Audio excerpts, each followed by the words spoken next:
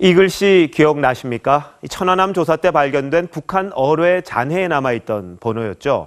국제조사단이 북한의 소행이란 점을 제시했던 핵심 물증입니다. 이걸 두고 몇몇 학자와 단체가 주장을 합니다. 어뢰가 터지면 온도가 몇백 도까지 올라갈 텐데 어떻게 잉크가 남아있느냐. 천안함 음모론에 불을 질렀습니다. 그러자 열 전달 전문가인 카이스트의 송태호 교수가 그 불을 끕니다.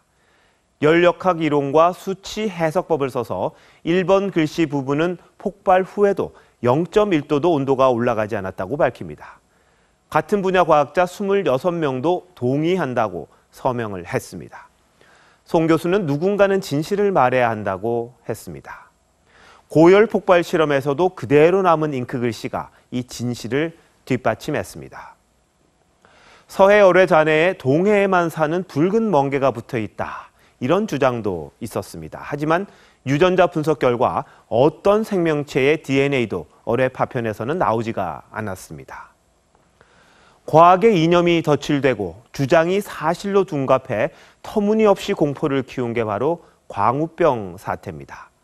칼기 폭발 사건부터 이 세월호까지 아니면 말고식의 괴담이 끈질기게 따라다니고 있습니다. 문재인 대통령은 2년 전 직접 말한 건 아닙니다만 대변인을 통해서 이 천안함 폭침이 북한의 소행이라고 말을 했습니다. 북한의 잠수정이 감쪽같이 들어와서 천안함을 피격한 후에 북한으로 복귀를 했는데 우리가 탐지해내지를 못했다. 그런데 참여연대가 이 문재인 정부에 대해서 천안함 폭침은 미해결 사건이라며 재조사를 요구합니다.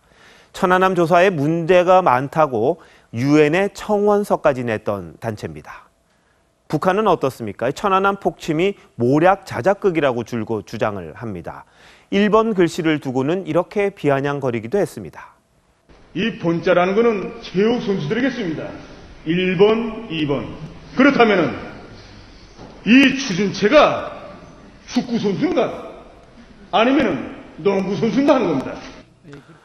참여연대는 이런 북한과 함께 천안함을 조사하자고 합니다. 우리는 여전히 정치와 이념이 과학과 진실을 흔들어대는 세상에 살고 있습니다. 서해에 잠든 젊은 영혼들에게 보여주고 싶지 않은 모습입니다. 현충일의 앵커 칼럼 천안함이었습니다.